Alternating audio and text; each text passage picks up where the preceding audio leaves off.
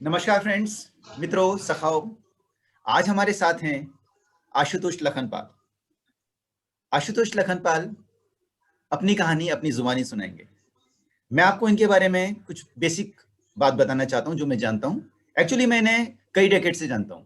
जब ये बहुत छोटे थे, 20 साल से ऊपर हो गए। मेरी शादी भी नहीं हुई थी, उससे पहले मैं आशुतोष को जानता हूं। मेरे भाई के दोस्त हैं। आशुतोष बहुत इंटेलिजेंट, बेसिकली अंदर से कोर से इंटेलिजेंट, कोर से हाई कैरेक्टर वाले, बहुत स्ट्रांग, बहुत हार्ड वर्किंग और रिजल्ट ओरिएंटेड इंसान है। जो मैंने बेसिक 3-4 पॉइंट्स बताए हैं वो 100% करेक्ट हैं। ये मेरी ऑब्जर्वेशन ही नहीं, मेरी पूरी फैमिली की ऑब्जर्वेशन है। आशुतोष, आपके बचपन से शुरू करना चाहेंगे। Thank you Ravi. Uncle ji और आंटी जी बहुत एग्जैक्टली वैसे हैं जैसे आप हैं ना, बहुत स्ट्रांग, ऑनेस्ट, डायरेक्ट, स्ट्रेट। शायद उन्हीं की जीन्स आई हैं आप में। आई थिंक बहुत हद तक तो सच है। आई थिंक जीन्स भी आई हैं और बहुत हद तक मुझे लगता है कि जो बिहेवियर्स हैं वो इनकलकेट हो गए अर्ली चाइल्डहुड में ही, बिकॉज आई थिंक हमारी family is also bit of a full of contradictions in a sense that हमारे पापा का एक तरह का टेम्परामेंट था और हमारी मम्मी का एक तरह का टेम्परामेंट है। तो मम्मी शुरू से बहुत रिलीजियस उसकी रही है। मतलब ever since I have been grown up I have seen her almost every day. I have not, other than the 2 days, the day when my father died and the day after next, other than those 2 days I don't remember a day when she's not meditated is the first thing early when she gets up in the morning. और daddy और मेरा interesting था क्योंकि हमने तो first time beer भी साथ में पी थी। नॉनवेज खाना मैंने डैडी के साथ ही शुरू किया। तो हमारा sort of these contradictions in the family. So I think and I think that sort of fiction or the contradiction has helped a lot. So I would say probably a combination. Okay, all right. Okay, आप बचपन से दिल्ली में रहे हैं, आपकी education भी दिल्ली में हुई है। करेक्ट। और जो आपके पेरेंट्स का बैकग्राउंड हिमाचल का है। That's right, that's right. So basically I was also born in Himachal. अच्छा, you were born in I came Himachal. to Delhi when I was about 8 days old. So not that I can take any credit of being Himachali. But ये था कि छुट्टियों में बहुत आना जाना लगा रहता था, which I think was again a very different thing because हमारा गांव भी इंटीरियर में इतना है कि आपको सड़क से उतर करके उस जमाने में कुछ 10-15 मिनट पैदल चलेंगे तो आप घर तक पहुंचेंगे। Okay. So going in from somebody who's staying at South Delhi for about 8-10 months, spending 2 to 4 months in a different year, spending in a place which is as remote. तो वहां पे गाय भैंसें बंधी हैं, खेतों में हल चलता था तो खुद जाकर वहां पे खेतों में टाइम स्पेंड करना। बहुत बढ़िया। और यहाँ पे आ गए तो फिर हमारे पास वो एक नीले रंग की फिएट होती थी, उसके बैक सीट पे बैठ के डैडी के साथ घूमना। तो आई थिंक कॉन्ट्रडिक्शन उस एरिया में भी काफी रही है। It actually helped in my opinion. Okay, किस स्कूल के पढ़े हैं आप? मेरी इनफैक्ट मैं किसी एक स्कूल में नहीं पढ़ा। मैं 3rd क्लास तक एक स्कूल में पढ़ा जो प्री प्राइमरी स्कूल होता है। उसके बाद मैं 5th स्टैंडर्ड तक दूसरे स्कूल में गया।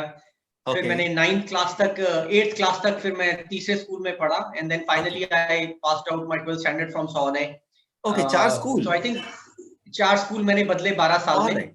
और मुझे लगता है कि जी मुझे लगता है कि प्रॉब्ली वो जो स्कूल बदलने का पूरा सिलसिला था। रवि, मैं आपको देख नहीं पा रहा हूँ। I don't know if you can see me. I can see you. Okay, may be some problem with my connection और नेटवर्क में भी। देखते हैं, कोई दोबारा अगर चाहे तो हम। आप पॉज हो गए हैं। हाँ, क्योंकि मैं इनफैक्ट आपको स्क्रीन पे देख नहीं पा रहा हूँ, लेकिन मैं आपको सुन पा रहा हूँ। जी ओके, आई थिंक दोबारा आ गया है। मुझे लगता है हो सकता है शायद सॉफ्टवेयर कुछ अपडेट चला रहा हो सकता है बिल्कुल। आई थिंक जी ठीक है, आप सही है। हाँ, राइट। सो फिर मैं उसके बाद सौदे स्कूल में पढ़ा। It was all boys school and it was adjacent to a girls school. So जो मेरी वाइफ है वो इसी एडजेसेंट स्कूल से आती हैं। Not that I met her in the school time, लेकिन इत्तेफाक की बात है।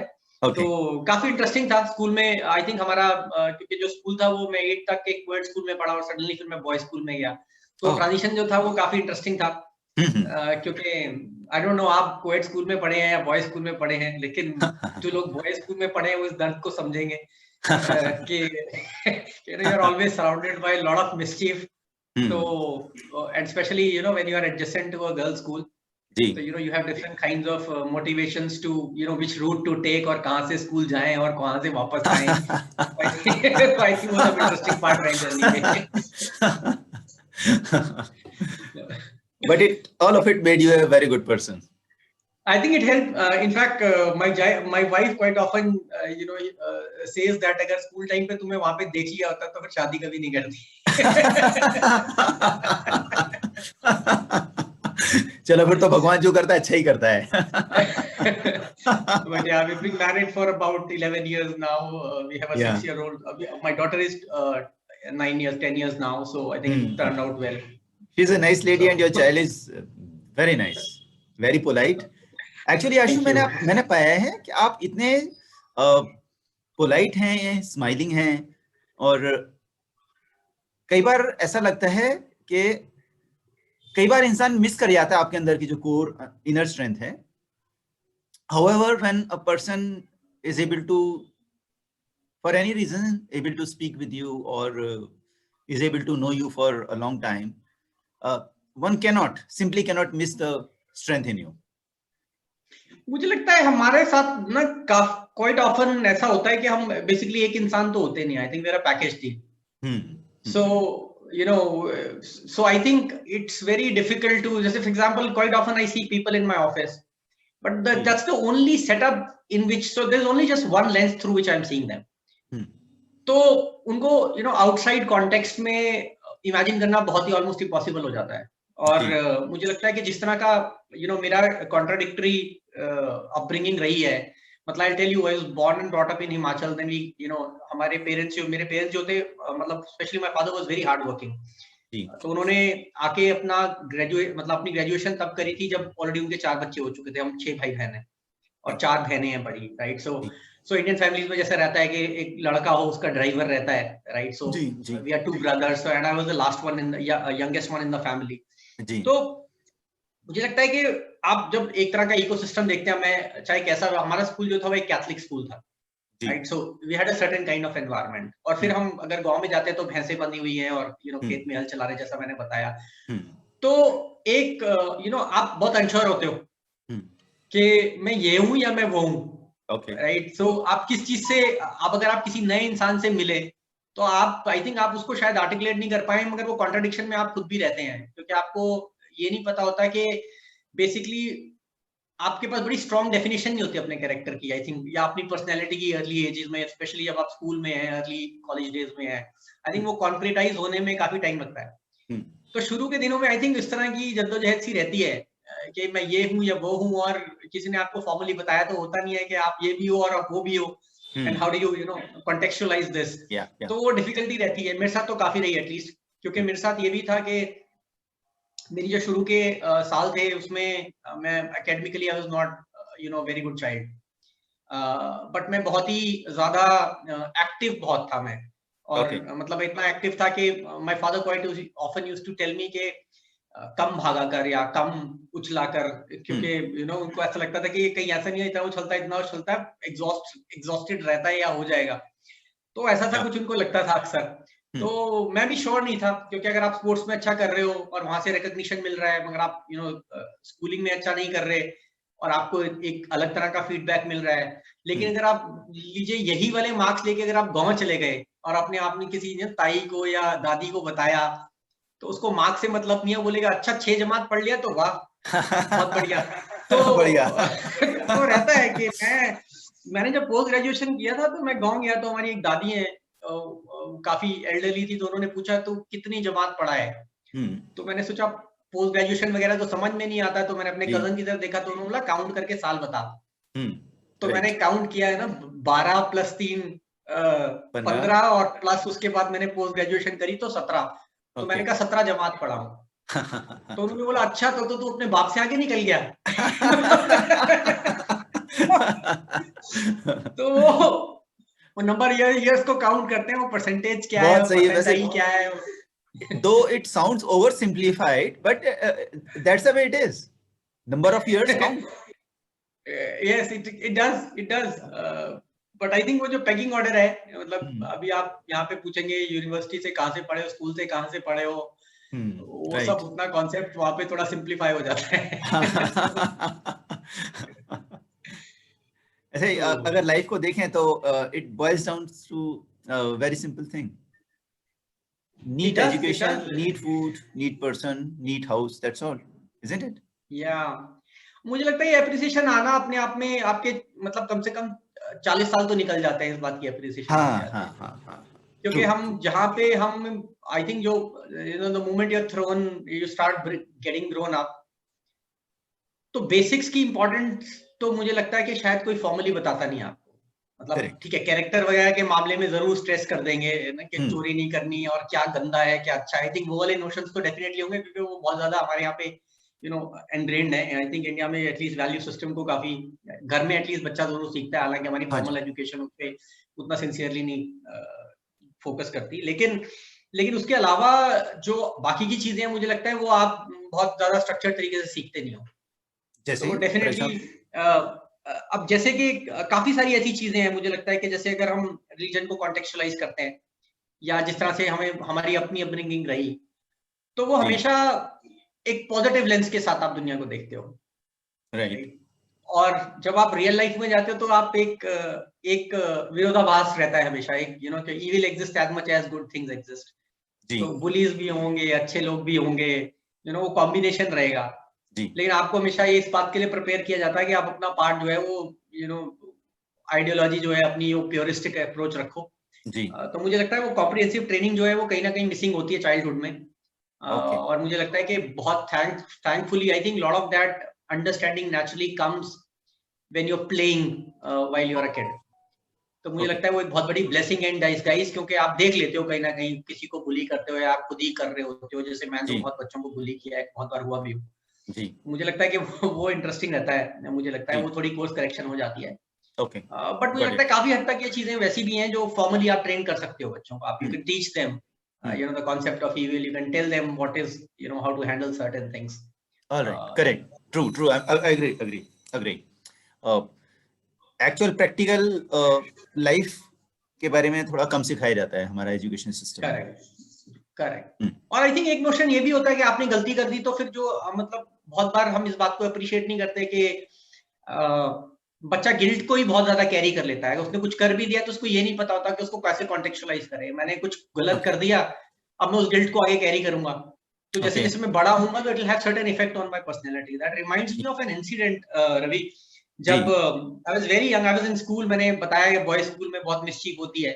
हाँ जी. तो बॉयज स्कूल में ऐसा ही एक इंसिडेंट था जिसमें ऐसा हुआ कि क्लास में एक बच्चे ने बोला कि आप एक 250 रुपए की किताब है, एबीसी ऑफ फिजिक्स करके आती थी, मुझे एग्जैक्ट अमाउंट याद नहीं है, बट उसने बोला कि अगर तेरे को चाहिए तो 50 रुपए में मिलेगी. ऐसा कैसे? That sounds like a deal. तो बिल्कुल, he said कि उन्होंने बेसिकली उनका ट्रिक ये था कि वो लाइब्रेरी से चोरी करेंगे और वो मुझे 50 रुपए में बेच देंगे. करेक्ट. तो मैंने सोचा कि तो मैं तो चोरी नहीं कर रहा हूँ, चोरी तो ये कर रहे हैं. तो मेरे पे तो कोई मेरे पे कोई गिल्ट या ब्लेम नहीं होना चाहिए इसका. और अगर ये चोरी कर रहे हैं तो मैं तो सेकंड हैंड खरीद रहा हूँ, तो ये कहाँ से लाया उसका प्रॉब्लम है. तो I purchase that book for 50 rupees. It costed about, I don't know, I can't remember the exact price. It was either 150 or 250, something like that. What was the subject? Or it was physics. Physics. तो physics आपकी कैसी है? Numericals की. Physics मेरी बाद में अच्छी, वो भी अपने आप में एक स्टोरी है. Okay. ठीक है, अभी आपकी वो लाइब्रेरी वाली कहानी सुनते हैं जी.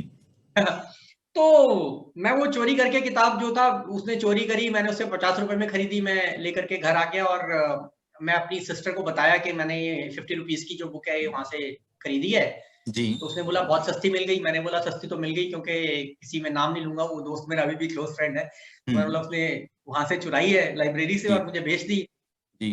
तो she got shocked when she heard कि बेसिकली उसने बोला कि ये चोरी, मतलब उसने मुझे बोला नहीं, लेकिन now I look back and से उसने कहा कि ये चोरी तो तुमने भी करी है basically, that kind of expression. Partner है बिल्कुल. करेक्ट. तो उन्होंने उस वक्त मुझे कुछ बोला नहीं, लेकिन उनके एक फ्रेंड थे जो फुटबॉल खेलते थे और मैं भी फुटबॉल खेलता था. तो my sister thought may be I will hear it from somebody whom I can relate to more, then probably I'll appreciate more. वरना लेक्चर की तरह सुनेगा तो शायद दिमाग में इसके जाएगी नहीं. ठीक, तो सही डीप टाइप के बच्चे थे भी हम थोड़े. तो सबसे छोटे भी थे ना? हाँ, एग्जैक्टली. तो उन्होंने उनको बुलाया, वो भैया आए और मैंने उन्हें बताया कि मैंने ऐसे बुक चुरा ली थी. तो उन्होंने मुझे कहा कि बेसिकली ये इस तुम्हारी चोरी करने से कोई प्रॉब्लम नहीं होगी. सिर्फ क्या होगा, कल को तुम्हें कोई एक ऐसा बच्चा या कोई ऐसा बड़ा मिलेगा जो सेम इंसिडेंट को नरेट कर रहा होगा, मगर उसने वो बुक नहीं खरीदी होगी. वो एग्जैक्टली सेम एग्जांपल नहीं होगा, वो थोड़ा डिफरेंट एग्जांपल होगा, कुछ और लाइफ का इंसिडेंट हो सकता है. लेकिन उसका दिमाग का डिस्पोजिशन ये होगा कि अगर मेरे को पता है बेईमानी है तो मैं ये नहीं करूंगा जी. तो उसने बोला जब ऐसा इंस्टेंस किसी और इंसान का तुम्हारे सामने आएगा तो तुम कैरेक्टर को जब आप रैंक ऑर्डर करोगे अपने दिमाग में जी, तो आपका दिल आपको बोलेगा कि वो सुपीरियर हो, आप इंफीरियर हो. सही कहा. और ये जो कॉम्प्लेक्स है ये आपको फिर हॉन्ट करेगा और over a period of time जो कैरेक्टर फॉर्मेशन है वो इसी को बोलते हैं, क्योंकि अब आप जो फॉर्म कर रहे हो वो फॉर्म आपकी डिस्ट्रॉय हो रही है. और over a period of time you will start feeling inferior about yourself. Yeah, and you're doing it willingly. Yeah, exactly. तो उन्होंने बोला कि अब ये तेरा चॉइस है, तुझे क्या करना है. तो लेकिन मैंने उनसे पूछा था कि what should be the course of action, and he said I don't know. तुमने किया है, तुम्हें पता होगा. तो इंटरेस्टिंग था. तो मैंने काफी हिम्मत दिखाई. नेक्स्ट डे मैंने सोचा, मतलब फैक्ट इज के ठीक है, आप गलत करते हैं, आपको कहीं ना कहीं मालूम नहीं होता आपने गलत किया. जी. The fact that I could not just go and tell the same thing to my class teacher. जी.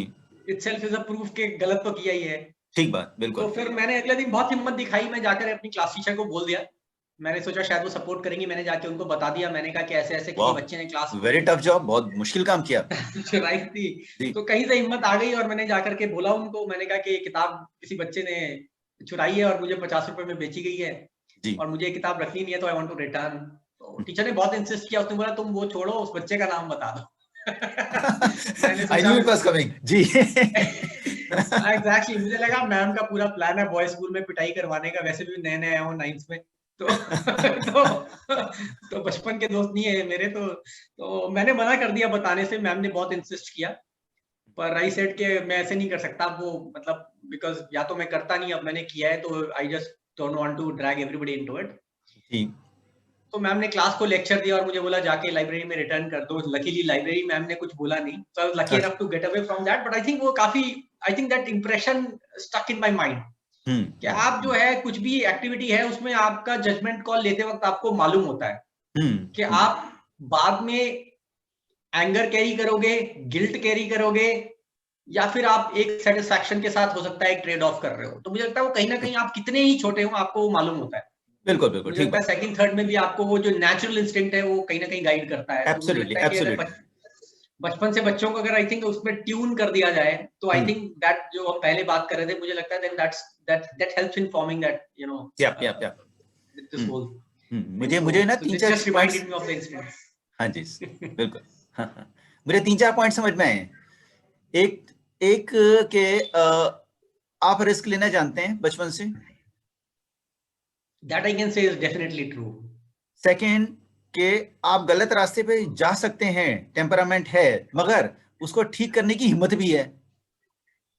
देखिए मेरे को ऐसा लगता है रवि कि होता क्या है ना, when you are young or even you know if you have a certain kind of you know energy, it's like a chariot. If it is downhill it will run. तो गलत जाना और सही जाना मुझे लगता है बाय प्रोडक्ट है कि आपकी एनर्जी एक तरीके से आपको ड्राइव कर रही है. ये ठीक बात. क्वेश्चन ये है कि आप ओरिएंट हो पाते हो कि नहीं हो पाते. करेक्ट. क्योंकि momentum will make you move. क्योंकि एक आपकी एज भी ऐसी है, फिर आपका एनवायरनमेंट ऐसा है, तो मुझे लगता है वो मूवमेंट तो आपकी होगी. अब क्वेश्चन ये है कि वो ओरिएंट हो पाते हो कि नहीं होते. तो मुझे लगता है कि इसमें गॉड की बहुत ब्लेसिंग रही कि at least you know I was guided by right set of people. बहुत मिस्टीरियस फ्रेंड्स रहे. और मुझे लगता है कुछ चॉइसेस ऐसी भी हैं जो आपको खुद भी लेनी पड़ती हैं. There hard choices, but at the end of the day I think आपको अपना, मुझे लगता है कि मैंने एक चीज जो मुझे लगता है कि मैंने रियलाइज किया था कि आप अपनी गलती का गिल्ट नहीं कैरी करते. समहाउ मुझे लगता है कि अगर आप कुछ कर रहे हो और वो गलत हो जाता है, लेकिन अगर आपका डेलिबरेट डिसीजन हो, अगर आपने मतलब दिल से अगर आपने वो डिसीजन लिया और अगर आपको गलत हो जाता है तो आप उसको ना बर्डन नहीं कैरी करते. लेकिन अगर आपको कुछ करना था, आपने कैरी नहीं किया जी, तो उसका जो एक गिल्ट होता है वो आप बहुत ज्यादा कैरी करते हो. तो मुझे लगता है कि यू शुड, अगर आपको अपने हिस्से की गलती करनी है तो आप डेफिनेटली करो. एटलीस्ट मेरा ऐसा मानना है. जी जी जी। अगर वो एथिकल बाउंड्रीज में है जिसको आप शायद बड़े होकर के डिफाइन कर सकते हैं, लेकिन as a kid also I think if you want to make a mistake, या don't think that you wanted to do something and फिर आपने किया नहीं क्योंकि आपके ऊपर कुछ कल्चर का बर्डन डाल दिया, ऐसा गुड बॉय होने का या गुड गर्ल होने का बर्डन डाल दिया, तो उसकी जी वजह से आपने नहीं किया। तो मुझे लगता है वो फिर आप शायद कहीं ना कहीं हो सकता है कि आपको बाद में चेज करेगी, यार कर लेता तो अच्छा था। जी जी। तो मैं अपने मित्रों से जो हमारा आपका इंटरव्यू देख रहे हैं, मैं उन्हें बताना चाहूंगा कि आशुतोष 15-20 साल से, more than 15 years he is into IT in finance, which means he takes care of IT divisions or the IT part of finance companies. He is presently working for a multinational which is one of the leading finance and investment companies. Ashu, I am sorry, थोड़ा मैं yes, ज्यादा informal हो गया। आशुतोष, आपके education और आपके career में किस तरह का कनेक्शन रहा है? How your education has helped you in doing what you are doing, and you are doing it pretty smartly and pretty successfully. I think interestingly Ravi, I think what I tell you what, मुझे लगता है कि जो हमारे यहाँ ना एक factor तो ये है कि इंटेलिजेंस का और एकेडमिक परफॉर्मेंस को लोग एक ही मानते हैं, बहुत ज्यादा लोग, दे वेरी फ्यू पीपल।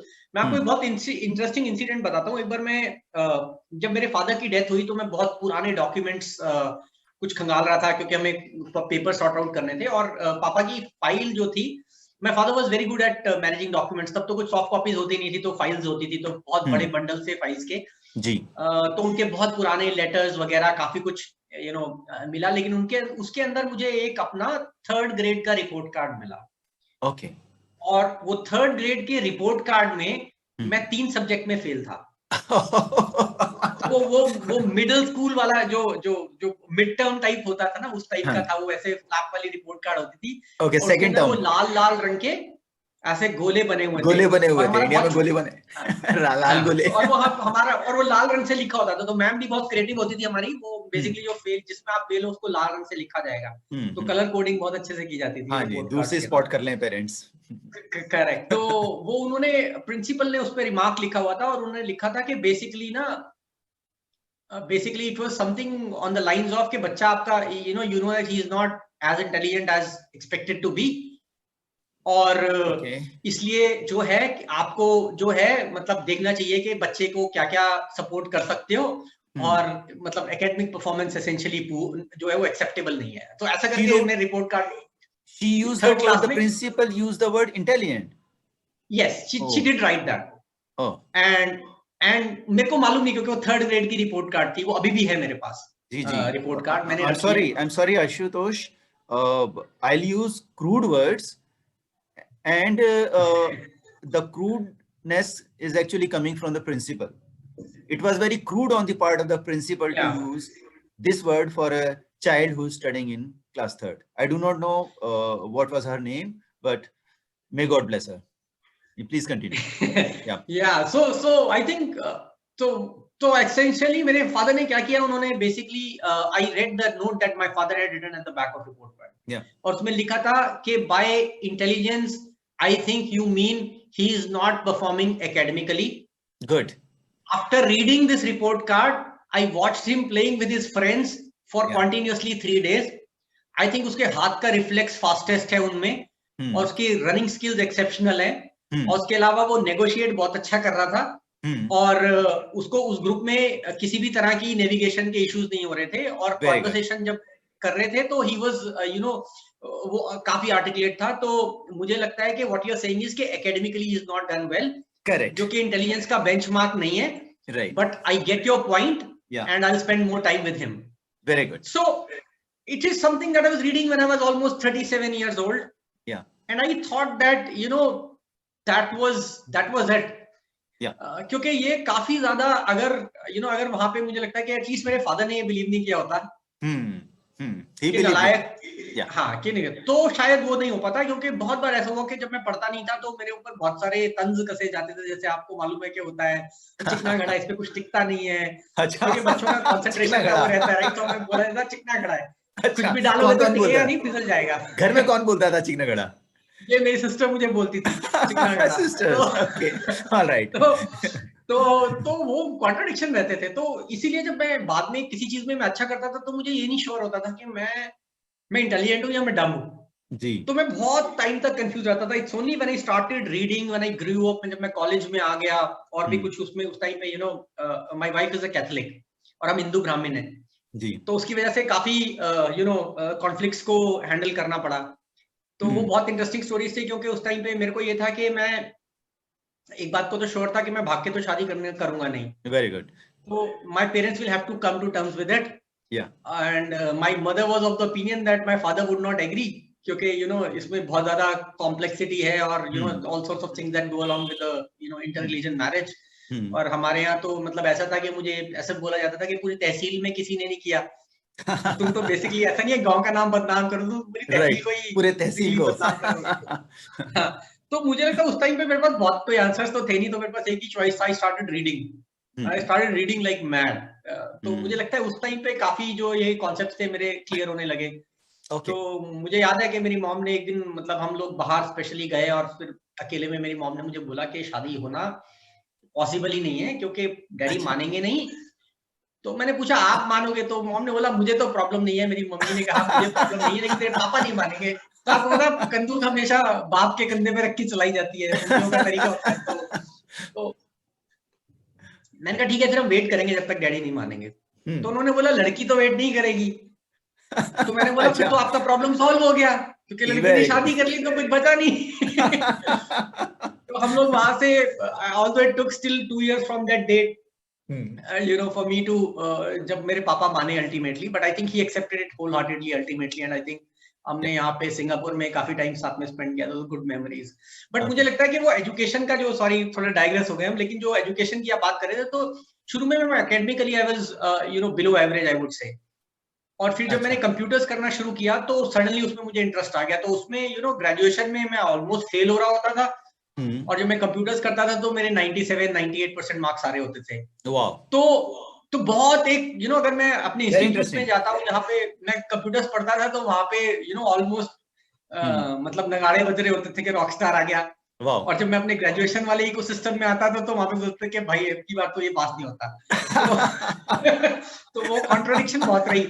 लेकिन मुझे लगा कि हमारे यहाँ ना ये रहता है कि आपका एसेंशियली कैसे आप पढ़ाई को और जॉब को या आपके एरिया ऑफ इंटरेस्ट को डिस्कवर करने में ही आपका बहुत टाइम निकल जाता है। पहले तो वेन्यूज उतने नहीं होते थे, वो तो बाद में जब मैंने जॉब करना स्टार्ट किया मुझे रियलाइज हुआ आप स्टैटिस्टिशियन बन सकते हो, आप बिजनेस एनालिस्ट बन सकते हो। पहले ये सब नहीं होता था, पहले आप इंजीनियर बनोगे, डॉक्टर बनोगे, नहीं तो आप नालायक हो। ट्रू। तो हमारे यहाँ ये था कि और गवर्नमेंट जॉब तो उसको मिलेगी जो सुपर इंटेलिजेंट है, तो definitely I was not that league. तो डेफिनेटली वो था, तो उसका ज्यादा नहीं रहा। लेकिन मुझे लगता है कंप्यूटर्स में मुझे इंटरेस्ट आया, और मुझे लगता है उसके बाद क्योंकि मैं जो जॉब करी वो कंप्यूटर से रिलेटेड थी, तो वहां पे बहुत आई वुड से कि मुझे ऑलमोस्ट 5-6 साल तक तो ऐसा रहा कि मुझे लगता था ये बहुत अच्छा है कि मैं almost like playing a video game and still getting paid for it, because मुझे कोडिंग करना बहुत अच्छा लगता था। यस इंसान को जो काम पसंद हो तो गेम ही है, अगर उसी में उसका करियर बन जाए तो फिर तो गेम है वो। करेक्ट, क्योंकि मुझे याद है कई बार ऐसा होता था, मैं एक क्रेडिट कार्ड कंपनी है अमेरिका की, नाम नहीं लूंगा, but it's one of the I think the most famous name in that industry. मैं उसके लिए काम करता था, और मुझे याद है कि मैं ऑफिस गया और फिर मैं मतलब रात को घर नहीं आया, और फिर अगले दिन दोपहर को लेट आफ्टरनून टाइप्स घर आया, और पीपल वर वहां पे लोग ऐसा कल्चर नहीं था। कंसल्टिंग कंपनीज में तो फिर भी लोग नाइट आउट्स करते हैं वो सब, तो people were getting very surprise कि मैं ऐसा क्यों कर रहा हूँ। मुझे लगा वो इतना इंटरेस्टिंग था वीडियो गेम खेलने जैसा कि मैं उसको करता रह गया। तो वो मुझे लगता है वो ऑटोमेटिकली फिर आपका इंटरेस्ट आपको ड्राइव करता है। तो मुझे लगता है वो जो है वो प्रोफेशन में आपको हेल्प करता है। In fact I think if you do what you like in work, आपके मुझे लगता है ये मेरा पर्सनल फंड है, this could be partly truth incorrect also, but मुझे लगता है कि एक हाई परफॉर्मर और एक एवरेज या लो परफॉर्मर में एक ही डिफरेंस होता है, और वो डिफरेंस सिर्फ इतना होता है कि वो अपनी चॉइस ऑफ जॉब कर रहा है कि नहीं कर रहा है। ग्रेट। उसके अलावा मुझे आज तक ऐसा नहीं दिखा कि ये बंदा, मतलब मुझे लगता है क्योंकि अगर आप देखो फंडामेंटली अगर आप जॉब के लिए क्वालिफाई कर जाते हो, अगर जो लोग प्रोग्रामिंग समझते हैं वो जानेंगे, मतलब प्रोग्रामिंग करना बहुत कॉम्प्लेक्स काम होता है। मतलब आप बहुत सारी आपको एनालिटिकल थिंकिंग चाहिए होती है, उसके अंदर बहुत सारे ऐसे प्रोग्रामिंग लॉजिक्स टेक्निक्स होते हैं। It's quite a comprehensive thing. अगर कोई आदमी 15 लेवल तक नेस्टेड प्रॉब्लम को या 10 लेवल तक नेस्टेड प्रॉब्लम को अगर सोच पा रहा है, तो फिर वो बिलो एवरेज कैसे हो सकता है, एवरेज कैसे हो सकता है? Correct correct. तो मुझे लगता है एक तरीका तो, एक गलती तो इसमें यह है कि जिस तरह से बेंचमार्किंग होती है ना, आप बेल कर्व बनाते हैं तो इतने ही लोग होंगे जो टॉप परफॉर्मर कहलाएंगे, तो वो एक फॉल्ट है। और आई थिंक जो दूसरा है, मुझे लगता है वो ये है कि बस उनकी गलती इतनी है कि वो नहीं कर रहे जो उनको पसंद है। तो इसलिए वो कर लेते हैं, बट आई थिंक उतना पैशनेटली नहीं करते। तो और I think that makes lot of difference. True true true. Education तो मुझे सिस्टम लगा में thankfully sorry go on. Education system में कुछ खूबियां हैं मगर काफी बड़ी बड़ी कमियां हैं। आप आज एक you are doing very well in IT, और अगर कन्वेंशनल एजुकेशन के हिसाब से जाते तो आप इंजीनियरिंग करते तभी आप आईटी में होते। करेक्ट। या कम से कम बीएससी कंप्यूटर्स करते। करेक्ट। आई थिंक अगर आप देखें तो हमारे इंडस्ट्री में ज्यादातर जिन लोगों के साथ मैं काम करता हूँ, I think 99% of them are engineers. जी। I am the only one who is not an engineer. लेकिन मुझे लगता है कि वो जो देखिए, एक तो इसमें वो है जो लर्निंग का गैप है। जी। तो बहुत सारी चीजें ऐसी हैं जो कि अब जैसे मेरे को 3D प्रिंटिंग का शौक है, तो मैं I make toys for my hobby. So मैं 3D प्रिंटिंग करता हूँ, या मैं प्रोग्रामिंग करता हूँ, या मैं माइक्रो कंट्रोलर्स को प्रोग्राम करता हूँ। वाओ। तो जो मेरे इलेक्ट्रॉनिक्स करे हुए दोस्त हैं वो हैरान होते हैं, क्योंकि उनको लगता है, वो कई बार ऐसा होता है, वो कंसल्ट करके फोन करते हैं कि यार मैं बना रहा हूँ इसको, मैं ये माइक्रो कंट्रोलर यूज कर रहा हूँ, ये करूँ या कुछ और करूँ, मैं इसको पाइथन में कोड कर रहा हूँ, किसी और चीज में करूँ। तो आई थिंक ऐसे काफी बार वो कंसल्ट करने के लिए फोन करते हैं, जबकि मैं एक इंजीनियरिंग बैकग्राउंड से नहीं आता हूँ। तो मुझे लगता है एक लर्निंग है। I think one thing that you need definitely is India में, क्योंकि आपको ग्रेजुएट होना जरूरी है, because then only you will have foot in the door, क्योंकि आपको अदरवाइज कंपनी एंटरटेन नहीं करेगी। लेकिन अगर आपका एक बार आप आ गए जॉब में, उसके बाद तो फिर I think this is all about you, कि आप कितना इन्वेस्टेड हो उसमें, और आप उसके बाद आप कैसे परफॉर्म करते हैं। तो मुझे लगता है वो इंटरेस्टिंग था कि मैं अपने एरिया ऑफ इंटरेस्ट में गया। मतलब अगर मैं ग्रेजुएशन के सहारे रहता तो मैं शायद चने बेच रहा होता, ऑनेस्टली।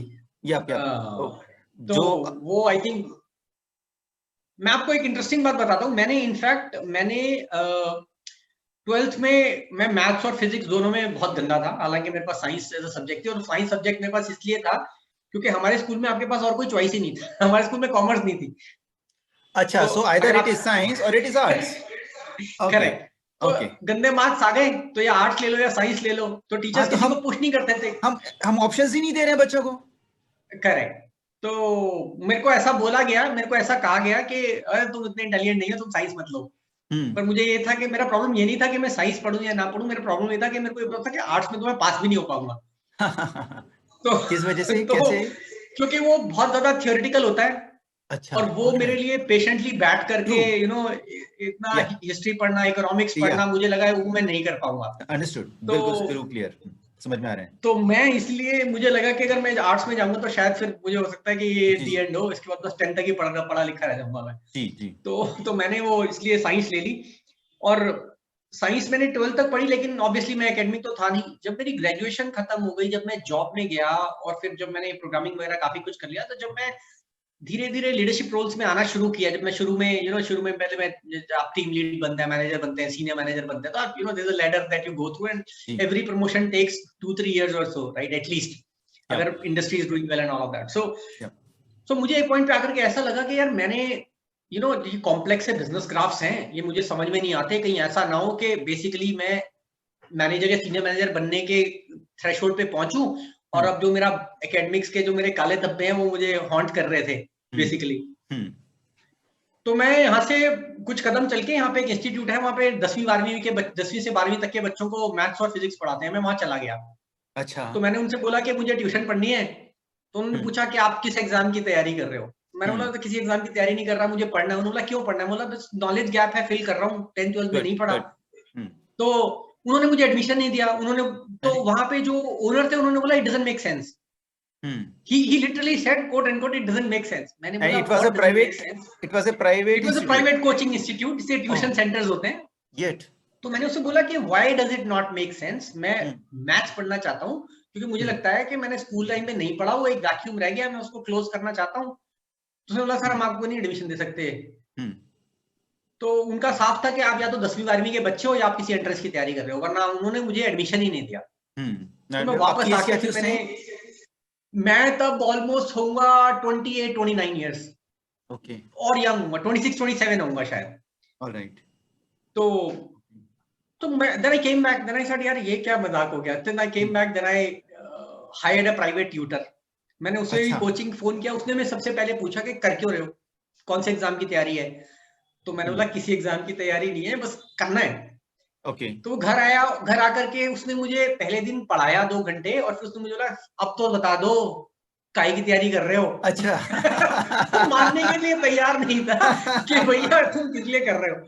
तो मैं पढ़ने लगा, मैं मैथ्स फिजिक्स पढ़ने लगा, और क्योंकि अब मैं अपने मन से कर रहा था तो I started picking up good pace on it, और मैं डेली 4-5 घंटे मैथ्स फिजिक्स वगैरह पढ़ता था। तो अच्छा, मैंने वो सारे कर लिए।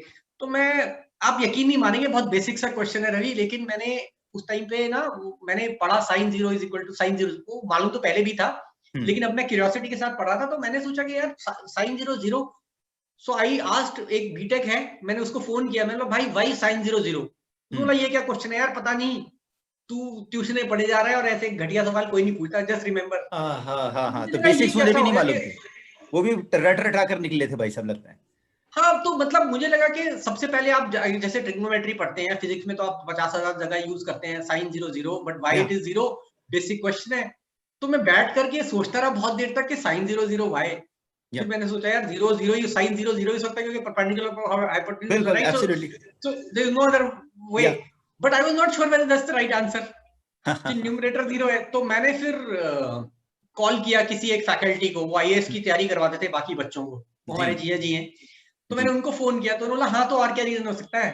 तो सॉरी, तो सॉरी, आप क्या कहा देखिए कि, उन्होंने? तो उन्होंने कहा हाँ तो और क्या रीजन हो सकता है, यही रीजन है। बिल्कुल, सो योर बिल्कुल, थिंकिंग इज बिल्कुल, right. Perpendicular but is zero.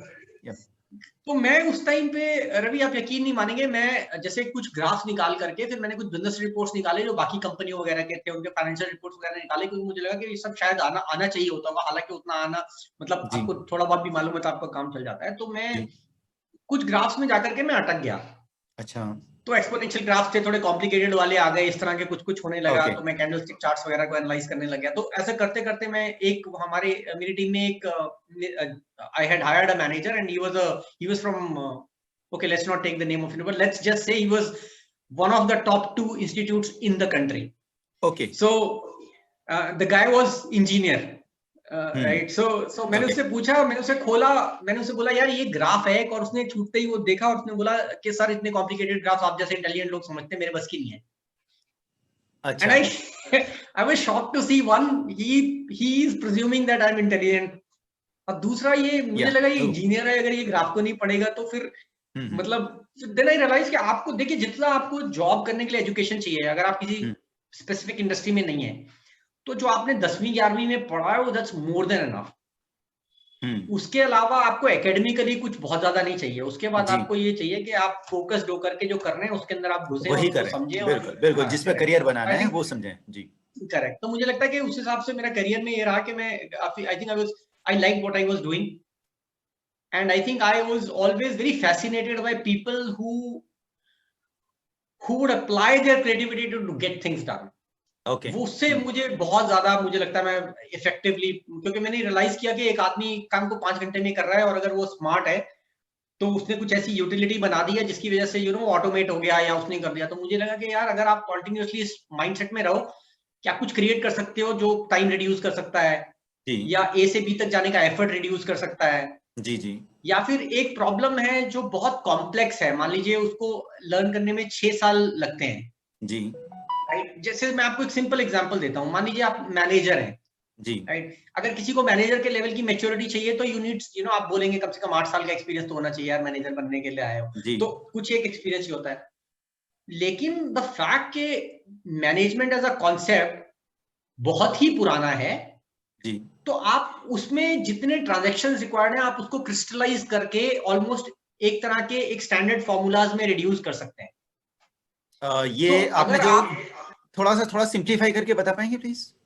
देखिए, मैं ये कह रहा हूं, मान लीजिए आप मैनेजर हैं, जी, अगर आप मैनेजर हैं तो आपने टाइम के साथ सीखा होगा लोगों को कैसे हैंडल करना है, SLAs कैसे डिफाइन करने हैं, प्रोजेक्ट को शेड्यूल कैसे करना है, स्टेक होल्डर मैनेजमेंट कैसे करनी है, उसके फाइनेंसेस कैसे हैंडल करने हैं, राइट, या कॉम्प्लेक्स प्रॉब्लम्स में आप कैसे एस्केलेशन प्रोसीजर्स क्या होने चाहिए। तो आप 10-12 साल लगा करके ये सब सीखोगे। लेकिन मैनेजमेंट एज अ स्ट्रीम इतना पुराना है कि ये सारी चीजें ऑलरेडी नोन है, कोई नया इन्वेंशंस नहीं है। हाँ, तो आप कुछ भी नया नहीं करें। तो अगर आपको पता है कि ये चीजें इस तरीके, एटलीस्ट ये जो है इतना है, तो अगर आप उसको अगर आप क्रिस्टलाइज करके अगर आप एक फ्रेमवर्क में एम्बेड कर दो, तो आप ऑलमोस्ट एक टेम्पलेट तैयार कर सकते हो कि आप एक नए मैनेजर को मात्र 3 महीने में, एक यंग बच्चे को आप उतना मैच्योर तो नहीं होगा, लेकिन उसको पता होगा गाड़ी कैसे चलानी है। राइट। तो एक्सपीरियंस से होने वाली चीजें तो एक्सपीरियंस के साथ ही सीखेगा, सही बात लेकिन है, उसको फिर भी ये पता होगा कि 3 महीने के अंदर ये चीजें तो करने वाली होती है। तो जरूरी नहीं कि हम हर चीज करेक्ट, जरूरी नहीं कि हम हर चीज खुद ही एक्सपीरियंस से सीखें, कुछ हम दूसरों के एक्सपीरियंस से भी सीख सकते हैं।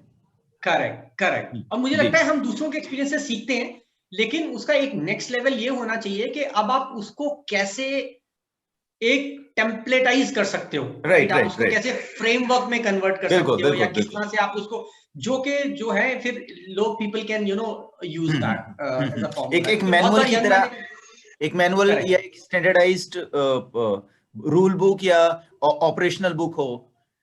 करेक्ट। क्योंकि मुझे लगता है बहुत बार ऐसा होता है कि लोग आते हैं तो दे ऑलमोस्ट थिंक के आपको, जैसे अगर आपको करना है तो बोलेंगे ये 4 फ्रेमवर्क्स पढ़ लीजिए, आपको प्रोजेक्ट मैनेजमेंट करनी है, आपको PMP पता होना चाहिए, आपको एजाइल पता होना चाहिए, ऐसे बहुत स्टैंडर्ड प्रैक्टिसेस हैं जो अगर हवा में people will keep on talking about.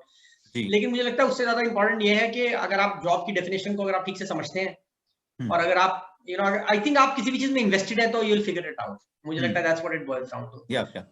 तो मुझे लगता है उस चीज का बहुत मुझे प्रोफेशन में एडवांटेज रहा। और दूसरा मुझे लगता है कि एक जो है ना, एक कॉन्ट्राडिक्टरी अप्रोच की जरूरत होती है। मुझे लगता है कि अगर आपको चीजों को सिंप्लीफाई करना है तो उसका एक बहुत अच्छा तरीका ये है कि आप कंजर्वेटिव अप्रोच मत लीजिए। जैसे बहुत बार मैंने देखा है क्या होता है कि लोग क्या करेंगे, वो बोलेंगे कि या तो मुझे ज्यादा आ जाए, या फिर मैं कंट्रोल ज्यादा कर लूं, या फिर अगर मेरी टीम में है तो मैं इसको होल्ड बैक कर लूं, ये कहीं और ना चला जाए। मुझे लगता है आप थोड़ा सा काउंटर इंट्यूटिव होकर के अगर सोचो, अगर आप ये सोचो कि अबेंडेंस है हर चीज की, ठीक है, तो आप सडनली देखोगे कि जिस चीज को आप दे रहे हो ना, वो भी आपके हाथ से, ऐसा नहीं है कि आपका उससे नाता खत्म हो जाता है जी, वो चीज दूसरी जगह जाकर के एक अलग एक्सप्रेशन फाइंड आउट करती है, तो आपकी भी रीच बढ़ जाती है। अगर मैंने किसी मैनेजर को ट्रेन किया है, अगर मैं उस मैनेजर को कहीं और वो जाता है तो मुझे वो फैसिलिटेट करना चाहिए, क्योंकि वो वहां जाएगा तो suddenly my network will also expand, he will even have better और more respect for me.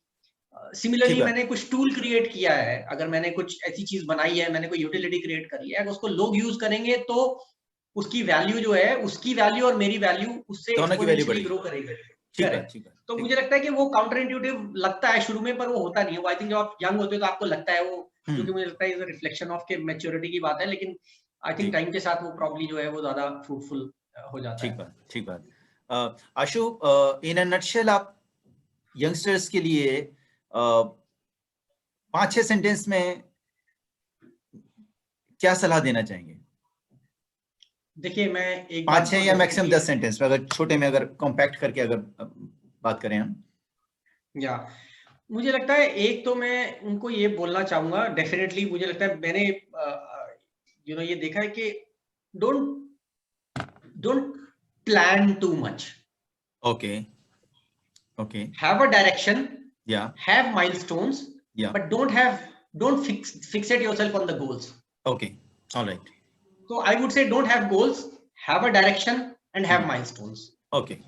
All right. So I think this is one thing, and I think the reason it is important is because काफी सारे मैंने देखा मेरे friends थे जिन्होंने कुछ goals set करे जी, फिर वो गोल्स अल्टीमेटली अचीव नहीं हुए। Now they perceive themselves as failures. Okay. और ये सिर्फ परसेप्शन का गेम है जी, राइट। क्योंकि मतलब अगर आप लाइफ को कॉन्टेक्चुअलाइज करो, आपने 0 ईयर में पैदा होना है, 80-90 में मरना है, तो कौन क्या फेल हो रहा है, तो बड़ा सिंपलिस्टिक तरीके से देखो तो ऐसा कोई बड़ा स्ट्रॉन्ग नोशन नहीं है। You are identifying with the wrong thing basically. जी। लेकिन आपको सेटिस्फैक्शन देने के लिए आपको एक डायरेक्शन होनी चाहिए जो आपकी प्रेफर्ड डायरेक्शन हो जी, और उस डायरेक्शन में मूव करते हो आपके पास कुछ टारगेट्स होने चाहिए जो आप ऑफ एंड ऑन अचीव करना चाह रहे हो, because so that you can continue to have momentum, but don't have goals. जी जी। और आई थिंक अगर आपने गोल अच्छे से सेट किया है, अगर आपने गोल भी बनाया है और अगर आपका वो गोल हर 1-1.5 साल में रिवाइज नहीं हो रहा है, इसका मतलब आपने कहीं तो गलती कर दी है। ओके। क्योंकि जैसे आपकी मैच्योरिटी बढ़ती है, आपकी कैपेबिलिटी बढ़ती है, आपका गोल शिफ्ट होना चाहिए, जी, कोई स्टैटिक करेक्ट, नहीं होगा, because otherwise I think true, you basically getting fixated on something which I think, so I would that would be my one advice. Right, and the second thing is I think आप कुछ भी करें, आप उसको 3 या 4 एक spectrum पे imagine करें, ओके, राइट? ये ट्रू, आपका एक gesture, what does it mean in next let's say 45-50 minutes in a day? What would it mean, let's say, over a period of 6 months? Okay, And what would it mean in, let's say, 15 years? Alright, so क्योंकि short अगर term, आप medium देखेंगे, term and long term goals हों, not correct, और I goals. Think उसका specially when you are in conflicts, okay, because मुझे लगता है बहुत बार स्पेशली जो यंगस्टर्स होते हैं when they get into profession, they are all invested in the ideas, या जैसे प्रमोशन का डिस्कशन है, जी, अप्रेजल मिल रहा है, परसेंटेज है। I think what happens is that वो जो शॉर्ट साइटेडनेस होती है, या जो एक डेस्परेशन होती है, क्योंकि गोल को बहुत नैरोली देख रहे होते हैं, जी, तो उसकी वजह से बहुत बार क्या होता है कि आप बहुत सारे ऐसे ट्रेड ऑफ्स कर देते हो जो कि ओवरऑल यील्ड नहीं करते वैल्यू। ओके, अगर आपका 1 साल एक्सपीरियंस का हुआ है, और अगर आपने 3 ब्रिजेस बर्न कर लिए, और कंपनी में जी, अगर आप 7 साल गंवाने वाले हैं, तो आपने ऑलरेडी बहुत बड़ा नुकसान कर लिया है। तो मुझे राइट, लगता है राइट, स्पेशली जो यंगस्टर्स हैं, जो जो स्टार्टअप्स में काम कर रहे हैं, जी, जैसे कुछ मेरे ऐसे फ्रेंड्स हैं, उनके उनके रिलेटिव्स हैं, वो हैं, उनको I think generally what advice them is कि but does it matter in the longer run, right? Okay, आपको आई थिंक क्वाइट ऑफन अगर वो सिर्फ यही है कि आपको आपको तेवर चढ़ गया है, तो अवॉइड इट, बिकॉज आपके तेवर की बहुत ज्यादा वैल्यू नहीं है। अच्छा, आई थिंक आपके alright, anger actions matter management, नहीं कर, you are correct, talking of क्योंकि आई एंगर थिंक एंगर आपका मैनेजमेंट। एक एक मुझे लगता है आपको एक क्योंकि इवेंट्स शायद इंपॉर्टेंट नहीं होते। मुझे लगता है एक बहुत अच्छी बात जो हमारे पापा ने बहुत बचपन में बोलता है कि एक बार मुझसे ग्लास टूट गया, नीचे गिरा और चाय फैल गई, हम्म, तो उसके बाद मुझे डांट पड़ी। तो उसके बाद हम्म, फिर पापा ने पूछा कि तुम्हें डांट क्यों पड़ी? तो मैं बोला ग्लास टूट गया। बोला नहीं, क्योंकि वो फैल गया था, उसके बाद तूने कुछ नहीं किया। जो गिरना था वो तो तू कंट्रोल नहीं किया, कर हाँ, सकता था, राइट, लेकिन तेरा कैरेक्टर उससे नहीं डिफाइन हो रहा कि तू गिर यस, गया कि नहीं गिरा। वो इस बात से राइट, डिफाइन हो कि बाद में उसके 10 सेकंड या 20 सेकंड में तूने क्या किया। ठीक, तो मुझे उसे लगता है वो साफ बहुत किया या इंपॉर्टेंट नहीं किया, पॉइंट है। जी जी हाँ, जी, तो आप गलतियां आप करो अपने हिस्से की, yup follow through yup, important है। यस यस, आपका आफ्टर क्या होता है, आप डेलिबरेट मिस्टेक कर सकते हो, I don't think that's a problem, but उसको आप मतलब आप उसको you have to follow through your yes, actions. Correction और करेक्शन उसकी कैसे की जाएगी, करेक्ट, उसके बाद करेक्ट, जो तो होगा उसे इवेंट्स कैसे इंपॉर्टेंट संभाला है। जाएगा, जी, करेक्ट, मुझे लगता है वो इवेंट को अगर हम over a period of time देखें, तो उसकी वैल्यू आप देखेंगे along the line, it diminishes, जी, because their perspective changes, things change and all of that. So yup I yup, would say, those are the two things I would advise definitely. Alright, okay, I think one is that, make sure that you are, you orient yourself properly and have targets, don't get fixated on the goal. And the okay, second thing is that have multiple perspectives.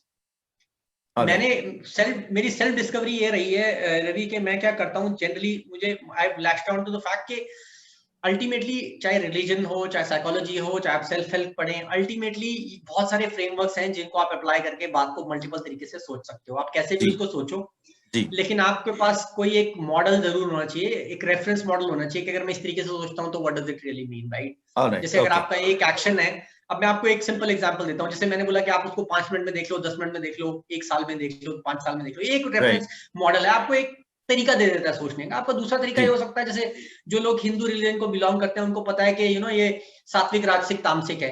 आप जी, same बात को उस perspective से भी value करोगे, तो आप you would want to be somewhere in the on the more incline towards the sattvic side. तो कॉन्फ्लिक्ट करनी है, लेकिन कॉन्फ्लिक्ट तो नेसेसरी है, वो तो आपको करनी पड़ेगी अगर आपको प्रोफेशन में सक्सीड करना है। बिना जी फ्रिक्शन के जी तो आप ग्रो नहीं कर पाओगे। जी, लेकिन उसके अंदर बैड ब्लड कितना होना चाहिए, या उसके अंदर यप, पर्सनल ग्रजेस कितने होने चाहिए, वो आप यस, बैलेंस आउट कर सकते हो। तो ठीक आप बात, मल्टीपल फ्रेमवर्क्स हैं, आप अप्लाई कर सकते हैं, लेकिन आप किसी भी लेंस को अप्लाई करें, बट आप ये देख लें कि basically you should have at least one reference model to look at the perspective. Yes yes yes, बाकी reading definitely helps, I think that gives you lot of thinking. But alright, मुझे लगता okay, है अगर आप रीडिंग कर रहे हैं तो अच्छी बात है, लेकिन अगर आप रीडिंग नहीं भी कर रहे हैं, तो अगर आप एटलीस्ट खुद से जरूर सोचें सोचने का मतलब मेरा ये है कि इट्स नॉट कि आपने एक मेंटल जिम्नास्ट में ना जाएं मतलब एक एक पर्सपेक्टिव के साथ सोचें। जी तो I think probably that will help. That's what I would say. Alright, मैं जो हमारी बात हुई है इसे समराइज करना चाहूंगा, और आप प्लीज बताइएगा कि मैं ठीक बोल रहा हूँ या नहीं, जो मुझे समझ में आया, because finally the idea is to make sure that the things are clearly understood by the listener, and I am the listener here. One is one should be absolutely clear about what to do. One should try to learn as much as possible for that particular job. It's not necessary that you learn it while you are into your academics. One can do this even after that. Am I right? Yeah. Third is to absolutely focus on how you manage your team, maybe your bosses or even your clients. Anger management. That's all. Will you like to add And something? I would say आपको शायद ना ये 7-8 चीजें करने की जरूरत नहीं पड़ेगी। आप एक चीज कर लें कि आप थोड़ा सा पर्सपेक्टिव बड़ा रखें, क्योंकि Alright, yeah, अलग-अलग एंगल से सोचने की अंदर इंसान के अंदर अगर कुव्वत आप देखिए, जैसे एक चीज है जिसको मैं काफी क्वाइट ऑफन डिबेट करता हूं, and people have different views on this one, but मुझे लगता है कि जैसे अगर हम इमोशंस की तो नहीं, लेकिन अगर हम फीलिंग्स के पर्सपेक्टिव से बोलें, और अगर मैं लव को एज अ फीलिंग बोलूं, तो उसके अंदर एक इंटेलिजेंस का बहुत बड़ा फैक्टर होता है, but people don't appreciate that dimension. तो मुझे लगता है कि अगर आप रिलेशनशिप को देखें, किसी को भी आप ये बोल सकते हैं कि कॉन्फ्लिक्ट को अच्छे से मैनेज किया आपने, आप ये बोल सकते हैं कि आपने कॉन्वर्सेशन अच्छे से हैंडल कर लिया, लेकिन अगर आपका पर्सपेक्टिव थोड़ा सा ऊंचा है, तो नेचुरली जहां से आप देख रहे हैं वहां से आप डिसीजंस को ज्यादा रीजनेबल तरीके से देख पाएंगे। अगर मान लीजिए 2 लोगों की लड़ाई हो रही है और उसमें तीसरे इंसान अगर आप वही हैं जो हाथ में एक और डंडा लेके खड़ा है, तो रिएक्शन डेफिनेटली अलग होगा उस इंसान के जो फर्स्ट फ्लोर पे खड़ा होकर के वॉच कर रहा है। तो आप क्या पर्सपेक्टिव होल्ड करना चाहेंगे कि आप एटलीस्ट फर्स्ट फ्लोर के लेवल तक जा करके उसको विजुअलाइज कर सकें। तो आई थिंक अगर आप एक बार वो देख लें कि अगर आप, इसलिए मैं कह रहा हूँ कि अगर आप चाहे आप सात्विकता वाला एलिमेंट ले आए, चाहे आप 5 ईयर के होराइजन पे चीजों को देख लें, तो आपको एक रेफरेंस पॉइंट मिल जाता है कि अगर मैं इस एंगल से सोचूं तो व्हाट डज इट मीन। तो हो सकता है कि आपने करेक्ट, तो हो सकता है आपको एंगर मैनेज करना ही नहीं पड़ा, क्योंकि उस पर्सपेक्टिव से एंगर आया ही नहीं। ऑलराइट, ओके, क्योंकि आपको लगा कि ये सॉरी जी, मैक्रो पॉइंट ऑफ व्यू से इंसान को देखना आना चाहिए। Is this right? Okay, correct. क्योंकि आई थिंक जब आप सिचुएशन, आई थिंक अगर आप देखें, अगर आप ऐसी प्रॉब्लम में हैं, मुझे लगता है जो आपको मालूम नहीं है क्या करना है जी, तो आप अपने रेजोल्यूशन को उस जगह पे ले आए जहां पे आप नेक्स्ट लॉजिकल स्टेप ले सकते हैं, क्योंकि आपको ओवरऑल प्रॉब्लम का सोल्यूशन नहीं पता। और जैसे जैसे आप नेक्स्ट लॉजिकल स्टेप्स लेते रहेंगे, तो आपकी अंडरस्टैंडिंग मैच्योर होगी, सिचुएशन चेंज होगी, यू विल गेट समवेयर। लेकिन अगर आप ऐसी प्रॉब्लम में हैं जिसकी आपको अंडरस्टैंडिंग है, तो फिर आपको सिर्फ नेक्स्ट लॉजिकल स्टेप लेना ही सफिशिएंट नहीं है। आपको नेक्स्ट लॉजिकल स्टेप लेने के अलावा उसको एक डिफरेंट पर्सपेक्टिव से देखना भी जरूरी है, क्योंकि उस वक्त आपके पास वो लग्जरी है। तो अगर मैं अगर मान लीजिए हस्बैंड वाइफ का रिलेशनशिप है, तो आप उसको विजुअलाइज कर सकते हैं कि what kind of relationship I want in 5 years from now. अगर मेरी बीवी आज तैयार होने में लेट हो गई और अगर मैं सोच रहा हूँ कि इसको कल ही डिवोर्स दे दूं, राइट, क्योंकि मुझे गुस्सा आ गया, तो how will it accumulate over a period of 10 years? Right. वैसे मेरी बीवी जल्दी तैयार हो जाती है, just for the sake of fact.